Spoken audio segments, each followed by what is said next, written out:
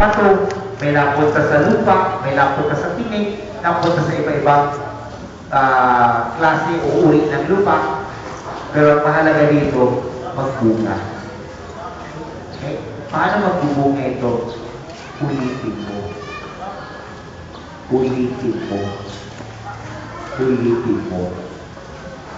Ulitin mo. Father Putz, ang kulit po. Yun po ang buhay. Pagpuulit. Dahil po sa pinakahuli, may pagsusulit. Diba? At estudyante, hindi makakapasaya hanggang hindi siya kumuha ng pagsusulit. Lahat po tayo ay estudyante ng buhay. We are all students of life. And we are